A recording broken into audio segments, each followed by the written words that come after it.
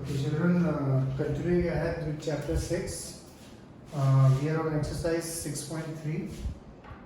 First three questions have been done. Now we are on question number 4. Question number 4 is very simple. The figure is there. This is one triangle PRT. We have this angle. These two angles are there. This angle is not there. And then in this triangle, angle S is angle TSQ is there, and they have asked you to find this angle. As you know, in triangle, first you will work in triangle PRT and calculate this angle, which can be easily calculated because sum of angles of a triangle is 180. Now remember, whenever you are sending me homeworks now, whatever step you do, always write the reason. हर एक step का कोई reason होता है. You have to write it. Writing the reason is compulsory. I'm not. I've seen school teachers. If a sum is suppose of 3 marks, okay, and you have solved everything correctly, एक answer आपका सही है, but अगर आपने वो reason नहीं लिखा है, they will cut 2 marks, half marks for each reason not writing, and then you get only 1 mark. So write the reason wherever it is there. You can write it in short. बहुत लंबा reason लिखने की जरूरत नहीं है. जैसे for example, when you are doing this step, so when you are calculating this angle D, you can just write angle sum property of triangle. Okay, or you can write the theorem number also if your teacher allows it. In many schools they allow you to write the theorem numbers. कि आप बस theorem number लिख लो. उसमें just remember वो theorem number सही याद रखना is a thing. मतलब if theorem number 6.8 है तो 6.8 लिखना, theorem number 6.7 है तो 6.7 लिखना. जो भी theorem number है, just be particular about it. Anyway, and once you get this angle PTR, then this angle you can easily calculate because ये किस तरह के angle है? Vertically opposite angle. इसको आप V dot O dot A भी लिख सकते हैं. And then once you get this angle, then नीचे वाला triangle यानी triangle STQ में again you can work and calculate whatever angle is required. Okay. So in this question number 4, if you see there was nothing parallel or anything it was given, so it is not necessary that सारे sums जो है वो parallel हैं सब से होंगे. इसमें बस angle sum property है vertically opposite angle से हुए थे. Question number 5 देखिए. Question number 5 की again आपको figure दी हुई है. Question number 5 में एक चीज आपको और दी है, PQ is parallel to SR. ये एक चीज आपको दिया है. PQ is parallel to SR. So find the value of X और Y. ये आपको दिखता है एक X और Y. अगर हमें suppose X मिल गया, तो Y तो एक सेकंड में आ जाएगा because ये PSQ is a triangle. PSQ as you can see is a triangle. इस triangle का एक एंगल 90 ऑलरेडी दिया है. अगर मैंने X निकाल दिया तो Y एक सेकंड में आ जाएगा. एंड X हम बहुत इजीली निकाल सकते हैं because if you see angle PQR किसके इक्वल है? Is equal to angle QRT. और रीजन क्या लिखेंगे? ऑल्टरनेट एंगल्स हैं. एंड PQR किन दो एंगल का बनता है? X plus 28. एंड इसका वैल्यू तो लिखा ही हुआ है. Then you will get X and then last step भी आपका बहुत इजी हो जाएगा. ये फर्स्ट 5 सम्स थे ये एक्सरसाइज 6.3 के. अब लास्ट क्वेश्चन पे आते हैं, वो ये वाला है. एक ये क्वेश्चन जो ये पेज 108 पे क्वेश्चन नंबर 6. ओके, फिर एक ये वाला क्वेश्चन भी है, ये है पेज 106 पे. देन जो उस दिन हमने एक क्वेश्चन किया था पेज 104 पे क्वेश्चन 6. देन एक एग्जांपल 5 पेज 102 पे. एंड लास्टली एक ये क्वेश्चन पेज 95 पे एग्जांपल 2. ये जो 4-5 क्वेश्चन है, these questions whenever there are two types of questions. In one in which you have to calculate the values. Then there are these type of questions. Okay, they are slightly theoretical. These questions before you go into the exam you must practice 4 to 5 times each question. Okay, so that if in the exam this question comes you can write it very quickly. Okay, you don't have to think. Okay, so anyway, so right now this question is there. First we will just see. In this question, side QR of triangle PQR is produced to a point S. The bisectors of angle PQR का bisector QT and PRS meet at point T. RT bisector है PRS का and QT is the bisector of PQR. Bisector मतलब angle 1 और 2 equal है. Okay. Similarly, angle 3 और 4 equal है. ये जो ये हम कभी कभी मार्किंग करते हैं, ये दिस शोज कि कौन से एंगल इक्वल है, ये और ये एंगल इक्वल है और इसमें ये डबल मार्क सेम किया तो ये और ये एंगल इक्वल है।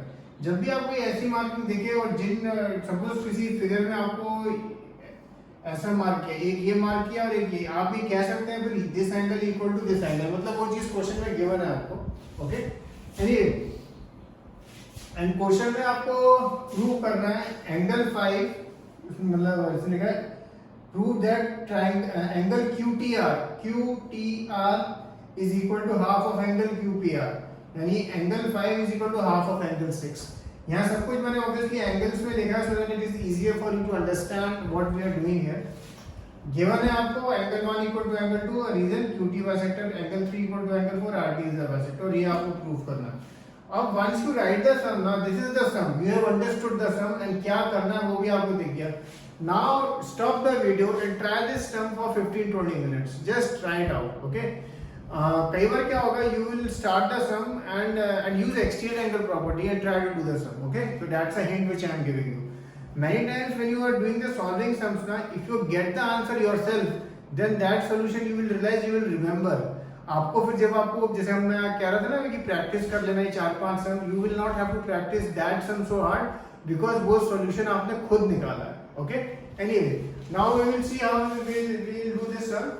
Now if you see in triangle PQR, I will apply exterior angle property, and if you remember what is exterior angle property, that sum of these two angles is equal to this angle, ये जो exterior angle होता है, so I will apply this property in triangle PQR, so that means angle 6 plus angle 1 plus angle 2 is equal to angle 3 plus angle 4। अब मुझे मालूम है, इसको मैं यहाँ 1 मार्क कर देता हूँ एंड इसको मैं 2 मार्क कर देता हूँ। फ्रॉम 1 एंड 2, 1 से मैं फ्रॉम 1 एंड 2 से मैं वैल्यू सब्स्टिट्यूट कर रहा हूँ। एंगल 2 की जगह भी एंगल 1 लिख दूंगा एंड एंगल 3 की जगह एंगल 4 लिख दूंगा, तो angle 6 plus angle 1 plus angle 1 angle 4 plus angle 4, angle 6। अब ये दोनों मैं वहां ले जाऊंगा तो 2 एंगल 4, ये angle 4 plus angle 4 2 angle 4, angle 1 plus angle 1 और ये 2 एंगल 1। इसको अब यहाँ लिख के मैंने छोड़ दिया, इसको मैंने 3 मार्क कर दिया। Okay, last step. अब मैं ट्राइंगल QTR में काम करूंगा और यहाँ ये लिखना reason exterior angle property, exterior angle property वो लिखना जरूरी है। अब ट्राइंगल QTR में काम करूंगा, angle 5 plus angle 2 is equal to angle 4, triangle QTR, this plus this is equal to ये बाहर वाला एंगल। अभी जो 4 की वैल्यू निकाली है ना, एंगल 5 प्लस एंगल 2, ये मैं 3 में सब्स्टिट्यूट कर देता हूँ। 4 की वैल्यू जो निकाली है, सब्स्टिट्यूट 4 इन 3, 4 की वैल्यू जो है यहाँ एंगल 6 इज इक्वल टू 2 और angle 5 plus angle 2 minus 2 angle 1। अब अगर आप देखो एंगल 1 और 2 क्या है, इक्वल है क्योंकि वो बाइसेक्टर था, तो angle 6 is equal to 2 angle 5 plus 2 angle 2 minus 2 angle 1। और अगर आप यहाँ देखो एंगल 2 और एंगल 1 क्या है, इक्वल है, we know, so we can cut this. तो हमें क्या मिल गया, angle 6 is equal to 2 angle 5 एंड देन फिर लास्ट स्टेप ये 2 आप नीचे ले जाना, तो angle 5 is equal to 1/2 angle 6, और वही हमको प्रूव करना है। Okay, so this solution is not very big as you can see, but to get to this solution we had to try कि पहले हमने एक तरह से ट्राई किया, दूसरी तरह से ट्राई किया। So that trying I want you to do it once on your own, and then if you don't get it then you just see the solution, and then of course practice it 3 or 4 times. If you practice, this is like biology thing, that biology notes you have to read 2-3 times before you get them, so this you have to practice. Okay, this is the important sum, it is asked many times. Now the last sum which we will see today is this one. This sum is a solved example of the textbook. I am telling you this beforehand because this sum I will not do completely. I will give you couple of hints and then I want you to try this sum. Okay, whenever I say ना try some, try मतलब आप without any tension, कोई time limit नहीं है, आधा घंटा, 1 घंटा, 40 minutes, whatever, एक बार आप ट्राई करो कि भाई क्या हमसे इसका सॉल्यूशन निकलता है. सॉल्यूशन है तो टेक्स्ट बुक में सॉल्व, बट एक बार हम अपने आप ट्राई कर लेते हैं उसको. Okay, the idea is to develop your thinking. Right now you are not coming here for classes. If you were coming here for classes, then I would give this sum, give you a couple of hints, and then make you try the sum in the class. तो क्या होता था कि 15-20 minutes में एक या दो बच्चों का तो सॉल्यूशन आ ही जाता था. ओके, एनीवे, सो सबसे पहले we just discuss the question. The sides AB and AC of triangle ABC are produced to points E and D respectively. Bisector, if the bisectors BO and CO, BO जो है वो bisector है angle CBE का. Bisector मतलब ये और ये angle equal है. And CO is the bisector of angle BCD, यानी ये और ये एंगल इक्वल है. Prove that angle BOC is equal to 90 minus half angle BAC. ये आपको किसी तरह से प्रूव करना है. अब जो मैं एक दो हिंट्स आपको दे रहा हूं, अगर हम देखें एंगल ABC और CBE, एंगल CBE ये एक स्ट्रेट लाइन है, ABC और CBE, तो इनका सम कितना होगा 180.